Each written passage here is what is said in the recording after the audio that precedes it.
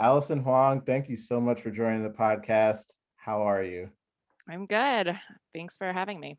Yeah. Thanks for being on. I'm really excited about this. We're going to be talking about, just for anyone listening, about aging and dementia. I think that aging in general is a topic that's really prevalent to all of us. I think that that's the elephant in the room, regardless of who you are, what culture you're in. Like we're all, in like probably subconsciously in some sense thinking about aging and death and all of these things. So I think it's a really great topic, really interesting, and something that's applicable to everyone. Before we dive into it, though, just want you to maybe introduce yourself, talk about like what you do for a living and how you got into it and why you got into it.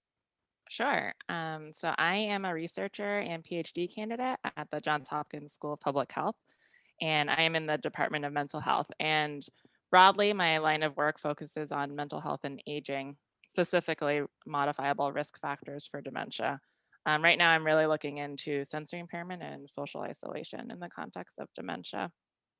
And Right. oh, how I got into this line of work is I've always had a close relationship with the older adults in my family, specifically my grandma. My grandma lived with our family since I was born, so I was able to spend a lot of time with her. And she recently passed away at 104 years old, so I was able to see the whole spectrum of joys and challenges of aging. And that's kind of what inspired me to get into this line of work. Awesome. Yeah. Once again, may she rest in peace. 104. Mhm. That's incredible. Yeah. Yeah. That's Pretty awesome. outstanding. Um, so you want to just walk us through, from a scientific frame, what dementia entails? I think everyone knows it from like a very high level, so like maybe just breaking it down for everyone. Mhm. Yeah, so dementia specifically, if we're talking about a clinical definition, is cognitive impairment in at least two cognitive domains. So those domains are things like memory or attention or executive function, and that this impairment impacts functional ability. So your ability to live independently and to function in your day to day life.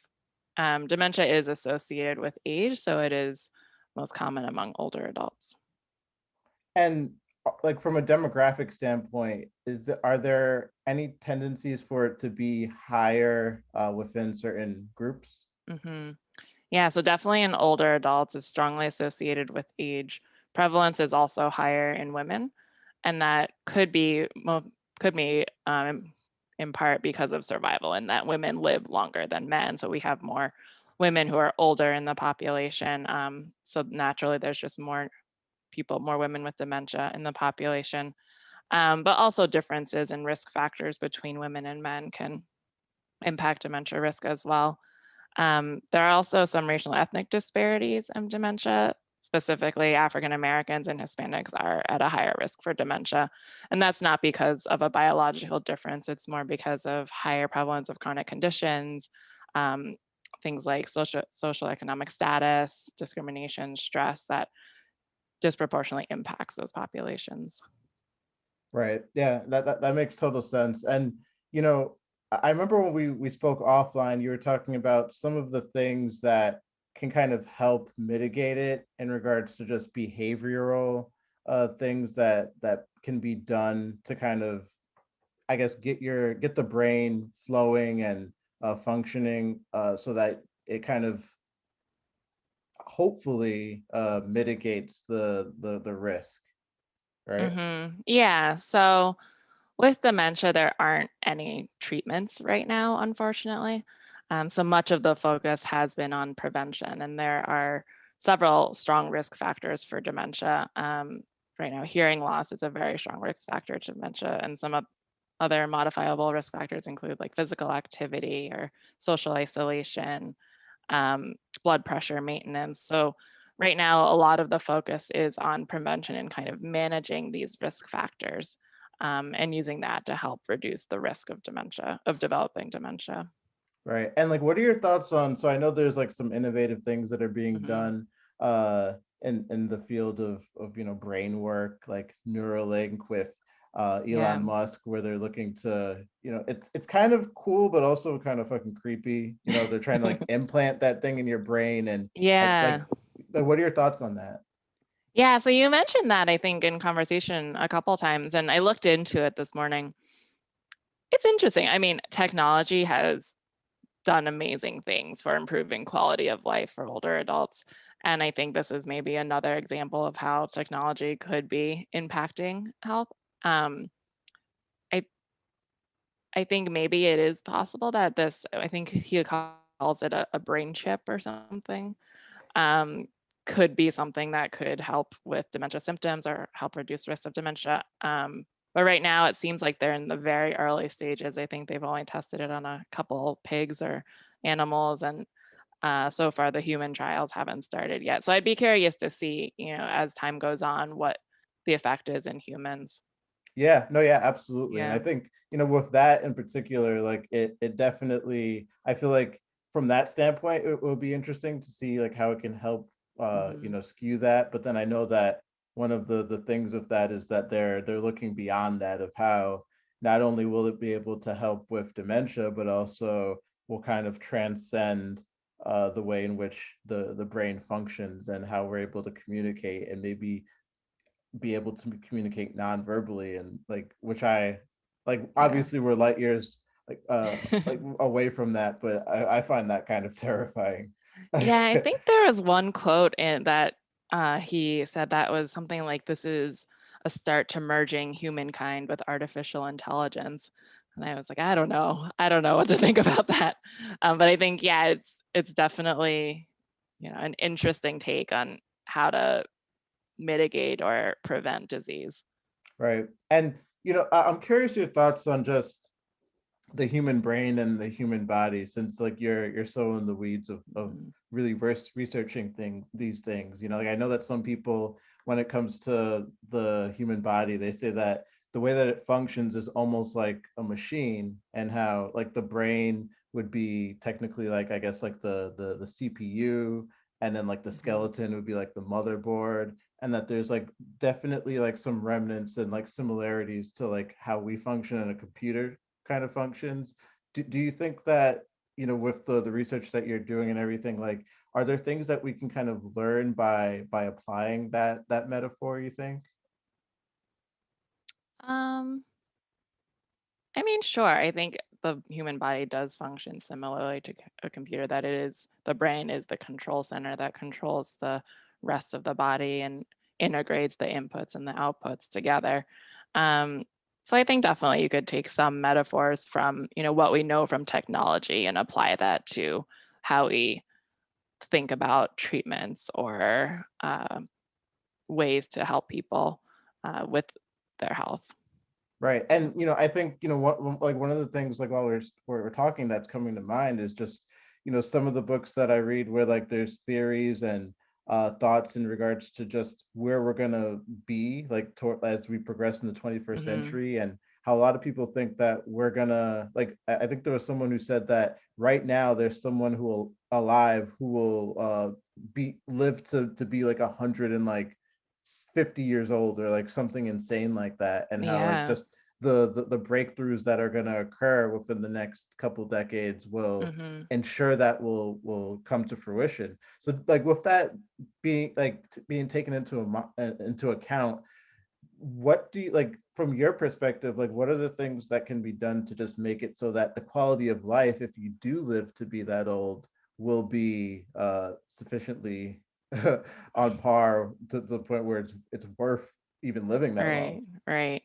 Yeah, and I was just going to say that while kind of on paper it sounds cool to live to 150, I think there are also some social and structural aspects of our society that maybe aren't prepared for supporting a population to live that long. And thinking about the healthcare system, especially, I think right now it's already kind of overwhelmed with our aging generation. Also thinking about kind of family structure. If we're living to 150, does that mean, we're going to be having children later or things like that? And also socially, is it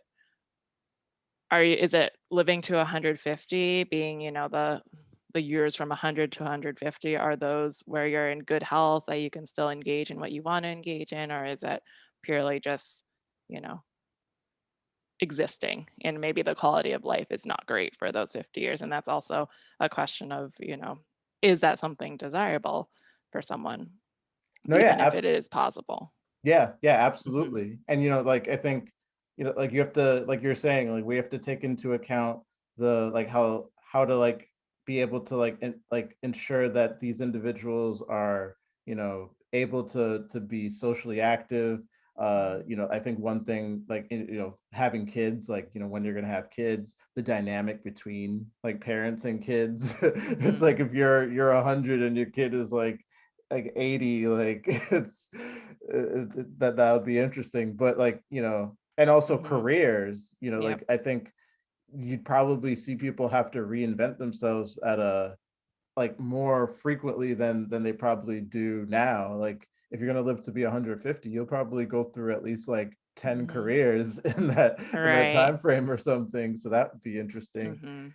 Do you Yeah, and think? economically, I think it's also, if we're gonna keep retirement age the same, and are we able to economically support this larger group of older adults with the same number of working age older adults in terms of Social Security and things like that? So economically, I think there are things to think about with, you know, how can we support a lifespan, an average lifespan of that long in our society? Right. And I think that's actually a perfect segue Mhm. to like what we were discussing before offline in regards to boomers. Mhm. You want to elaborate on your POV on that? Yeah, sure. I don't know if it's a POV, but I think it's a fact that Yeah. we have, the baby boomer generation is getting to the 65 and older stage, and that we are having this demographic shift where there are more older adults than younger adults in our society right now. And I think that, similarly to our conversation on kind of a smaller scale, has impacts for our healthcare system, in that, with age comes higher prevalence of chronic diseases, of dementia, of age-related disease. So there is this burden on the healthcare system right now that we are, you know, trying to support this large population of older adults, or this group that is coming into the older adult stage. And I think also for caregiving as well. A lot of the caregiving for older adults falls on family members. And much of the cost of becoming older, a cost of dementia, is not healthcare costs. It's in family caregiving, it's in social supports, it's more of those informal caregiving, informal costs. So, and I think that falls on really our generation of, we're going to be having, like, our generation is going to have, many older adults to be caregivers for. So I think that does have kind of this trickle down effect, that, having a large group of older adults also impacts, generations, younger generations. No, yeah, absolutely. And like the thing that's really interesting too is that like and maybe this is just my bias, but I feel like when I think of the boomer generation, I generally think that they are more along the lines of on the conservative end. And like most people who are conservative are also fiscally conservative and are more in favor of trimming, Medicare, Medicaid, and Social Security. And ironically, that's the generation that's going to need that more than ever. And yes, like definitely, like with the influx of all of these people aging and this population of old people growing so rapidly, it is gonna have a bit of an impact on us economically if we're going to do what we need to do to like ensure that they're taken care of. Hmm. What like just knowing that, and I think like this kind of has the topics kind of blend together because it's like, okay, you have the boomers who are aging and are going to have these illnesses and these things that need to be accounted for, and Social Security, like where like there seems to always be the discussion of trimming it more and more and more. By the time we get to a point where our generation is getting older and the expectation hopefully is like increasing, like what is that going to look like in regards to just our situation that they're in, what by the time that happens in like say like 40, 50, 60 years from now. Yeah.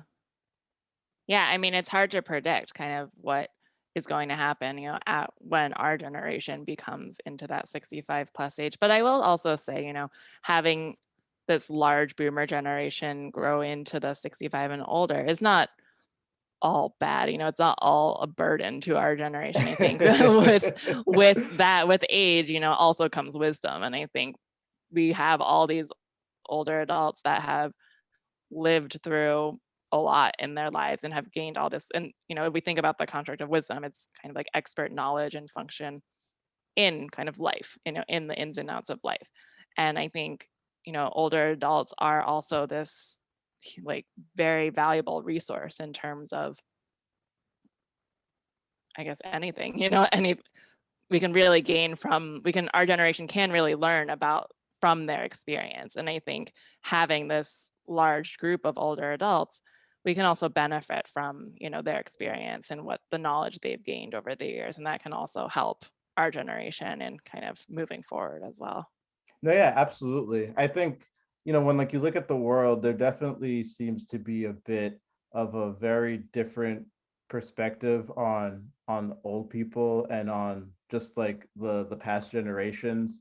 And I feel like in the United States, in our country, I feel like they're definitely like in comparison to like the East, I think that there Hmm. is a bit of a disconnect between the generations, and there isn't that like I think there is some respect, but like it's definitely at a much lower level than like what you see in Eastern cultures, where like for instance in Japan, like to be old is like there's like towns where like you have old people who like people bring them gifts and things, and Right. they it's like something to be celebrated to be old. Like Hmm.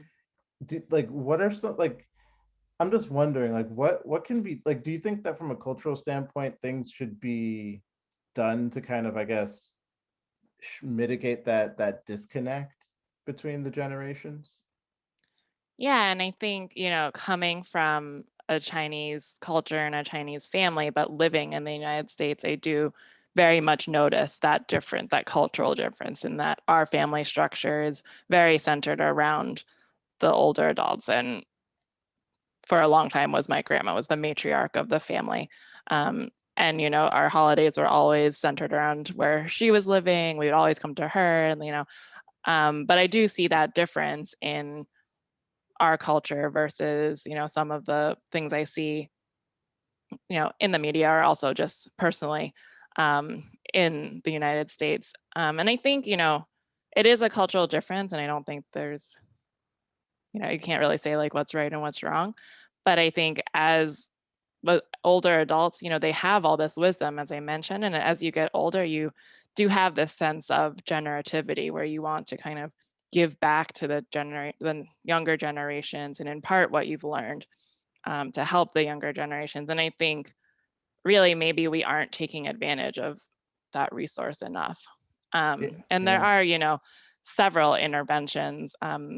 One specifically called the Experience Corps, where they have older adults go into classrooms and act as almost like teachers assistants, where they spend time with the kids and they read them stories and talk to them. And I think it really helps both. It really, it gives the older adults kind of, something to do, and it gives them some meaning. And kids always kind of can liven up the spirits, and it also provides the kids with kind of a mentor, and they can learn something from the experience of um, these volunteers. So there are several programs like that that have shown, tremendous success in really helping kind of both the older adult and also the child.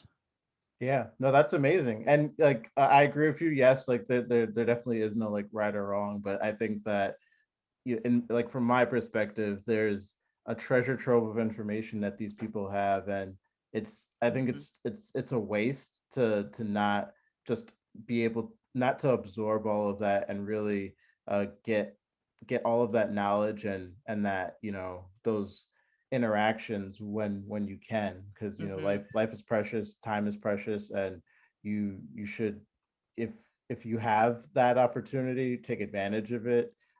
It's interesting, it's so funny, there always is something that happens right before I'm about to do a podcast of something that ends up being perfectly applicable. So like Right. one of my friends, who, like, I haven't seen in ages because of the pandemic, like he always like sends me like these funny memes and stuff on Instagram. And the other day, like he sent me a few funny ones, but then he sent me one that was a bit more on like the sentimental serious end. Mhm. And like it was a picture of this, like a real picture of this like old man, I guess, like hanging out with his granddaughter. And it's like they're out at a restaurant, and she's just like absorbed with the device that she's on, Mhm. just not like paying attention to him or anything. And like he's just sitting there like looking at her, like, like you could kind of tell he wants to talk to her. And like I forgot what the caption was, but basically like the point that the picture was trying to make was, that like you really should take advantage of those moments that you have with the ones that you love, especially on the older side, because Mhm. you never know. Do you think that as Homo sapiens, knowing just how we're social creatures and everything, like is dementia like something that is more of a thing for our particular species, or are there other animals who are prone to it Mhm. similar to us? Um, I think how we think of dementia, maybe that is specific to our species because we are the ones who kind of classified it. But, dementia studies there are animal models of dementia and there are animal studies of cognitive impairment.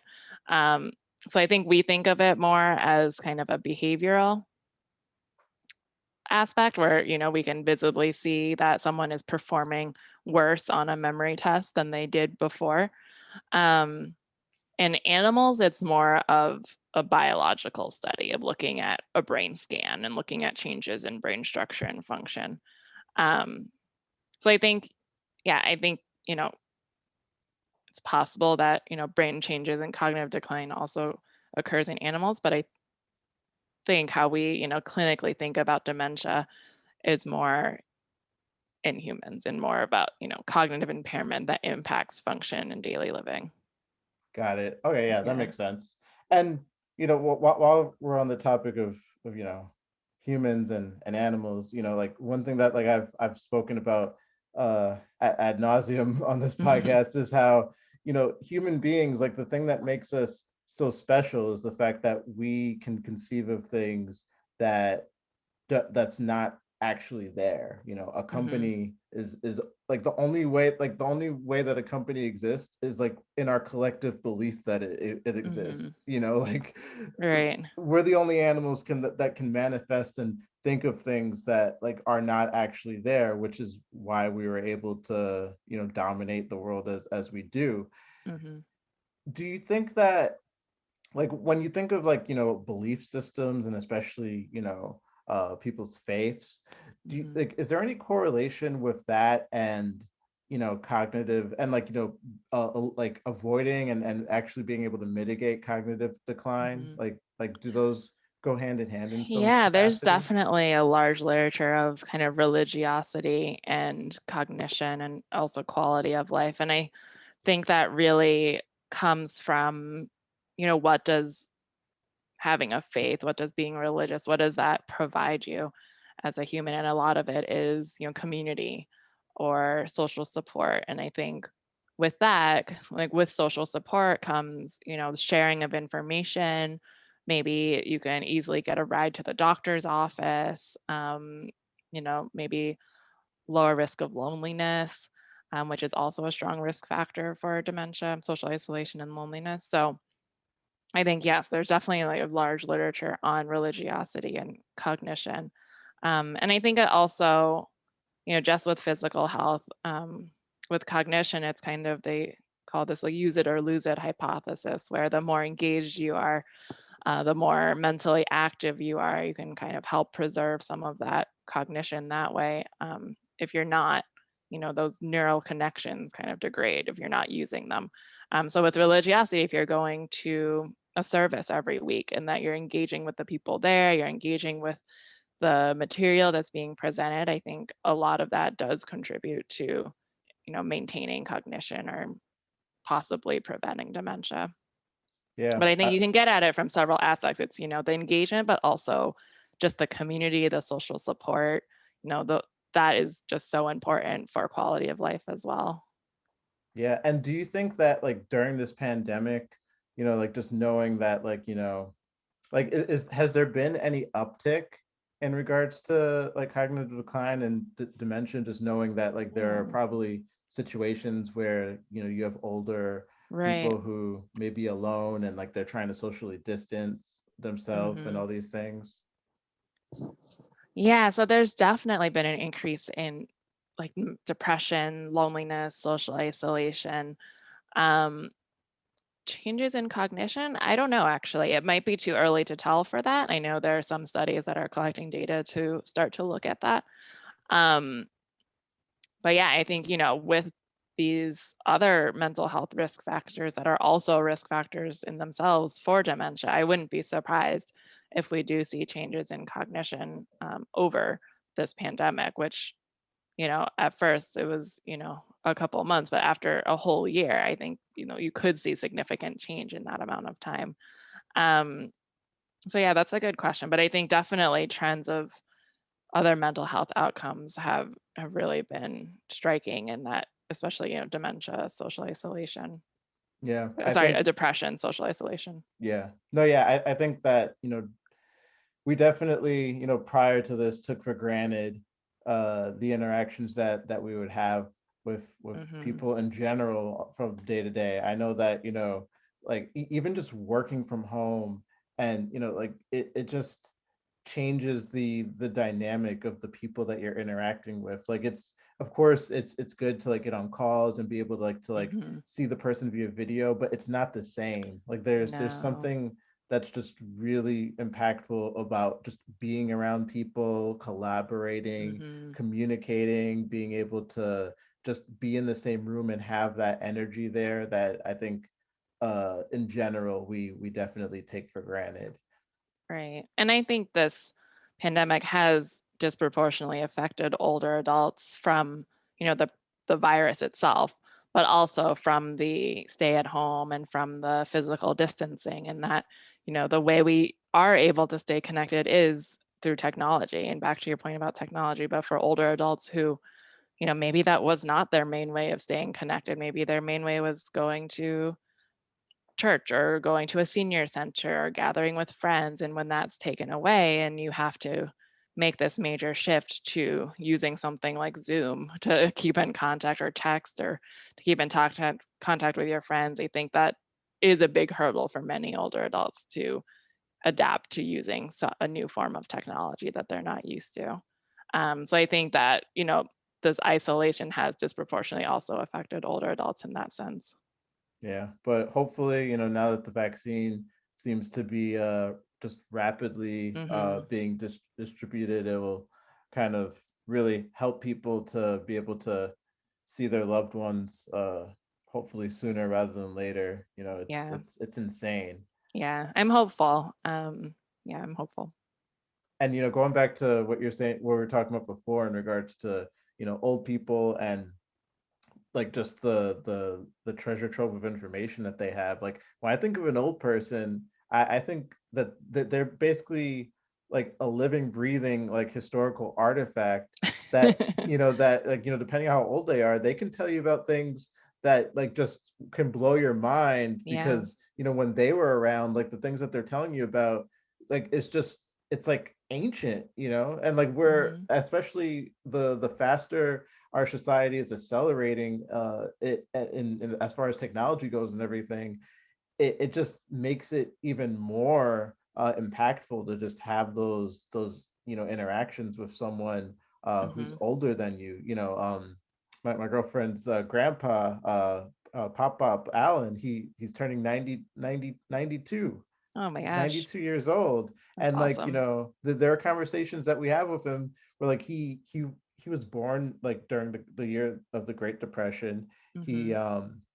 he talks about like how he like I don't know if it was like his dad's friend or just like the neighbor, but like there was a guy who basically was old, like he was born in the 1800s who like he Yeah. knew, and like this guy would like he made money uh selling ice, like Oh, big wow. blocks of ice, and like he lived in a time where horses were all over the place, and like the just the thought of a car would just blow his mind. Like if you told Right. him that there was this big hunk of metal that you could like with wheels that you could go places, he just like that would sound like witchcraft to Yeah. him.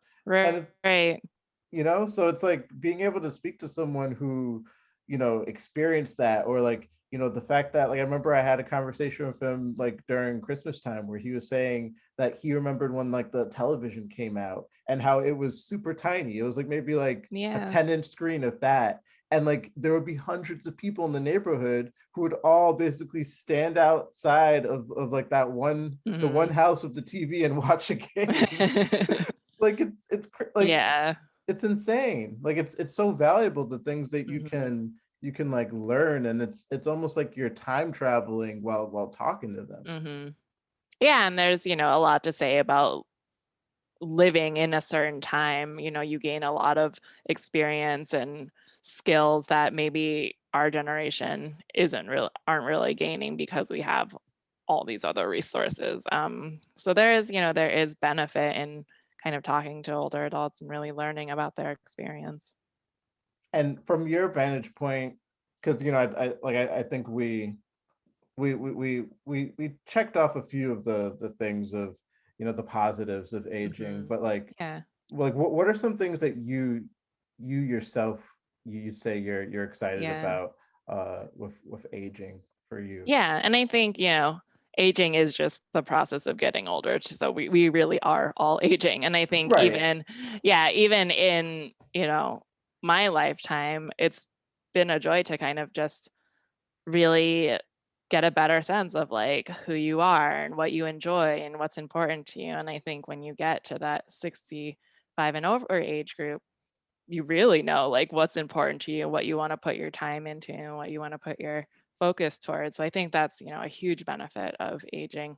Um, and older adults especially, it's, if you're fortunate enough to retire, it's a time where you can kind of just do the things that interest you, and really spend your time like that, or, um, also grandchildren and, if that is something that is in the family, spending if time with grandchildren, is also a benefit to aging. So I think there is a lot to look forward to, in that phase of life.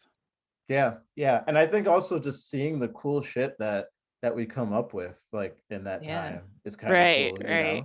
because it's like, like, maybe by the time we're, like, 70 or 80, it's like we have freaking, like, flying cars and all Yeah. these other things, and it's like, like, you may enjoy like, be able to enjoy it yourself, like, a little bit, but, like, you're old, so, like, maybe Right. not, like, to that But extent. I think there's a sense of pride in being able to say, like, "Well, when I was young, our cars didn't fly, they only drove on the road."